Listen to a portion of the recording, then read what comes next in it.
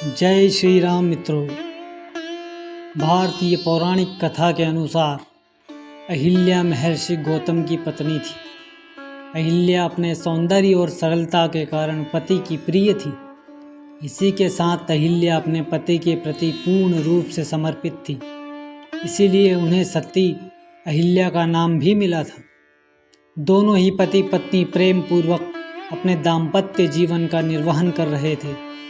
ऐसे अद्भुत प्रेम को अचानक किसी की नज़र लग गई। यह बुरी नज़र थी देवराज इंद्र की, जो देवी अहिल्या का सौंदर्य देखकर उनका प्रेम पाने के लिए लालायित हो उठा। इंद्र जानता था कि अहिल्या एक सती और पतिव्रता स्त्री है। वह महर्षि गौतम की शक्तियों से भी परिचित था।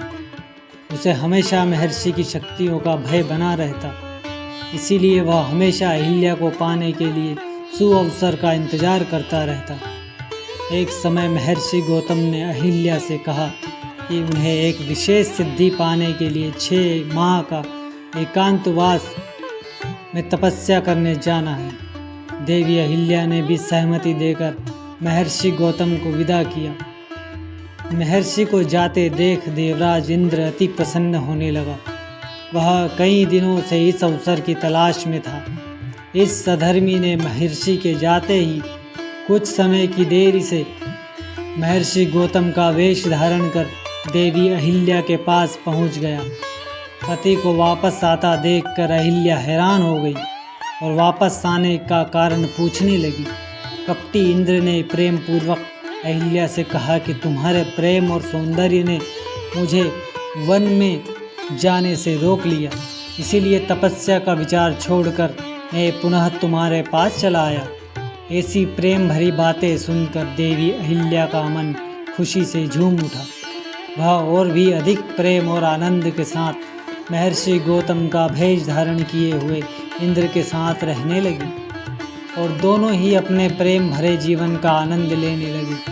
देखते ही देखते 6 माह का समय बीत गया और देवी अहिल्या ने सुबह सुबह अपने पति की आवाज़ सुनी, जबकि इंद्र तो सो ही रहा था।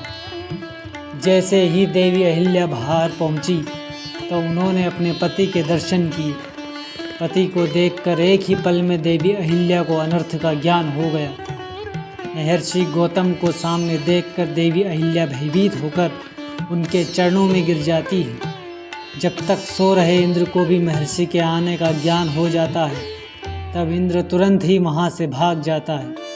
देवी अहिल्या से सारी बातें जानकर महर्षि गौतम अत्यधिक क्रोधित हो जाते हैं और देवी अहिल्या को श्राप देते हुए कहते हैं कि जिस पत्नी को अपने पति के स्पर्श का ही ज्ञान न हो, उसे जीवित रहने का कोई अधिकार नहीं। तुमने तन और मन से पत्थर की तरह कठोर व्यवहार किया है, इसलिए जा तू पत्थर की हो जा।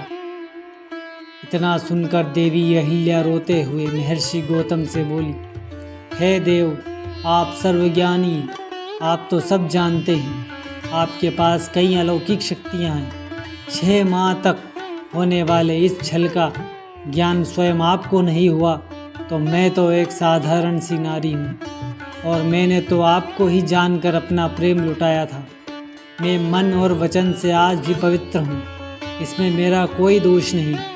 अहिल्या की बातों से ऋषि गौतम सहमत हो जाते हैं और कहते हैं कि अपना श्राप तो मैं वापस नहीं ले सकता, परंतु त्रेता युग में भगवान विष्णु श्री राम का अवतार लेकर तुम्हारे सर पर चरण स्पर्श करेंगे, तब तुम्हारा पाप धुल जाएगा और तुम वापस अपना स्त्री रूप प्राप्त कर लोगी। पति के श्राप को धारण कर अहिल्या पत्थर की शिला बन गई और कई वर्षों के युगों के बाद प्रभु श्री राम के चरण स्पर्श होते ही देवी अहिल्या पुनः पत्थर से स्त्री बन जाती है। देवी अहिल्या प्रभु के चरणों में प्रणाम करती है।